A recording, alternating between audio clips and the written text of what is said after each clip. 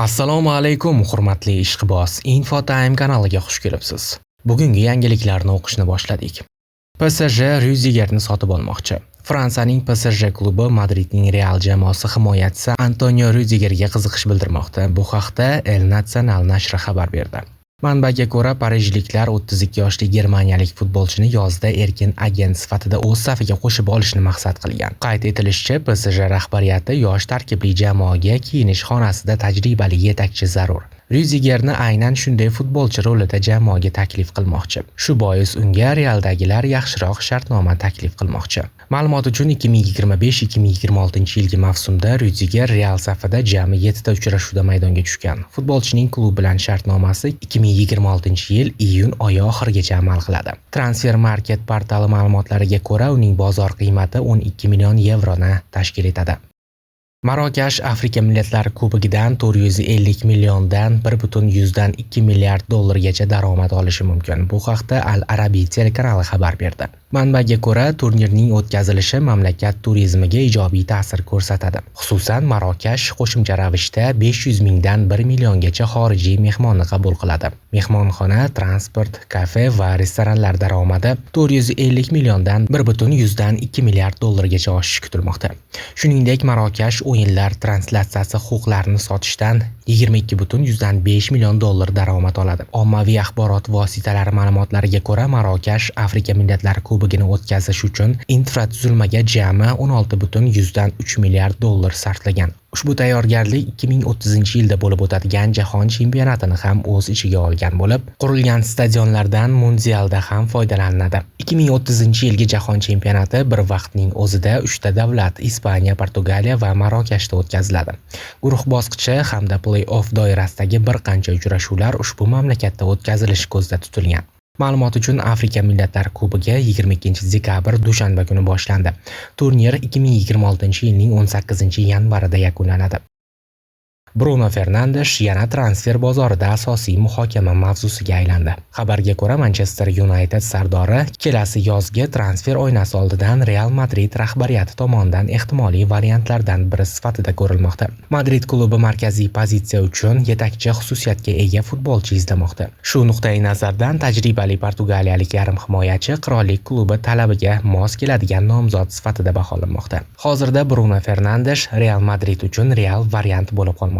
Biroq u asosiy ustuvor nomzod emas. Klub yana bir nechta alternativlarni o'rganmoqda va yakuniy qaror transfer bozoridagi vaziyat hamda Manchester Unitedning pozitsiyasiga bog'liq bo'ladi. Fernandes joriy mavsum Manchester United safida barcha musobaqalar doirasida 18 ta o'yinda maydonga tushib, 5 ta gol urdi va 7 ta golli uzatmaga muallif bo'ldi. Transfermarkt portali futbolchining transfer narxini 40 million yevroga baholamoqda. Al-Ahli Andijon uchrashuvidan keyin matbuot anjumanining dastlabki qismida andijonliklar bosh murabbiyi Samvel Babayan ishtirok etdi. Afsuski, juda muhim bahsda mag'lubiyatga uchradik. Bu o'yindagi ijobiy natija guruhdan chiqish imkoniyatimizni hosil qilardi. Albatta, o'zimizdan ko'ra kuchliroq jamoaga yutqazdik, deb o'ylayman. Uchrashuvga 3 ta muhim komponentni belgilab olgandik. O'yinni tashkil qilish, yuqori tartib, intizom va g'alabaga bo'lgan ishtiyoq. Ayni shu omillarni vazifa qilib belgilagan edik. Afsuski, biz faqat g'alabaga bo'lgan ishtiyoqni ko'rsata oldik xolos. Boshqa yo'nalishlar bo'yicha esa biz raqib bilan raqobatlasha olmadik. Obyektiv yondashadigan bo'lsak, yigitlarni jon-jahdi bilan harakat qilishgani uchun minnatdorchilik bildiraman. Ular maydonda nima qilish kerak bo'lsa, barchasini bajarishdi. Umumiy ma'noda futbolchilarga e'tiroz yo'q. Al-Ahlini keyingi bosqichga chiqqani bilan tabriklayman. Andijon esa o'ylaymanki, g'alabalarni keyingi mavsumda davom ettiradi. Andijon uchun joriy yilgi mavsum tugadi. Endi keyingi yil uchun rejalar qanday? Yuqori natijalarga erishish va o'zbek futbolida o'rnimizni yanada mustahkamlash uchun seleksiya ishlarini amalga oshirishimiz kerak. Bu borada kerakli ishlarni amalga oshiryapmiz. Darajasi yuqori bo'lgan o'yinchilar bilan shartnomalar tuzdik. Keyingi mavsumda Andijon sharafini himoya qilishadi. O'ylaymanki, yangi keladigan futbolchilar va olib borilayotgan ishlarimiz Andijonni kuchli jamoa sifatida shakllanishiga xizmat qiladi. Bu orqali muxlislarimizni xursand qilamiz. Sabr qilsak, Andijon faxrlanadigan darajadagi jamoaga aylanadi, degan Babayan. Turkiya Superligasida mavsumning birinchi yarmi yakunlandi va chempionatning ramziy jamoasi e'lon qilindi. Ushbu ramziy tarkibda liganing eng barqaror va samarali futbolchilari kiritilgan bo'lib, ular o'z klublarida hal qiluvchi rol o'ynab kelmoqda. Eng e'tiborlisi, ushbu ramziy jamoada O'zbekiston terma jamoasi sardori Eldor Shomurodov ham munosib o'rin egalladi. Hozirda Başakşehir sharafini himoya qilayotgan 30 yoshli hujumchi joriy mavsum Turkiya Superligasida 12 ta gol va 3 ta assist qayd etib, chempionatning eng samarali futbolchilaridan biriga aylandi. Shomurodov nafaqat to'purar sifatida, balki jamoa hujumlarini bog'lovchi, bosim ostida ham sovuqqon qaror qabul qiladigan yetakchi futbolchi sifatida e'tirof etilmoqda.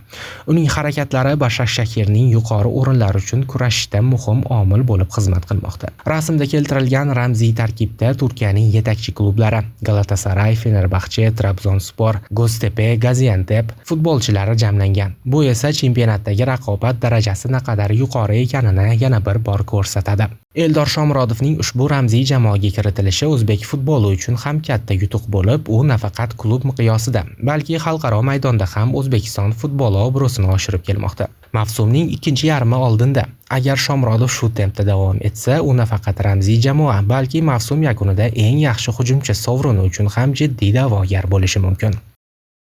Andrey Kanchelskis O'zbekiston futboli nega Qozog'istondan oldinda ekanini aytdi. Namanganning Navbahor klubi sobiq bosh murabbiyi Andrey Kanchelskis Qozog'iston va O'zbekiston futboli rivojini solishtirdi. Hozirda Rossiyaning Bryansk shahrida Dinamo klubi bosh murabbiyi hamda funksioneri bo'lib faoliyat yuritayotgan mutaxassis Qozog'iston futbolining normal rivojlanishiga nimalar xalaqit berayotgani haqida fikr bildirdi.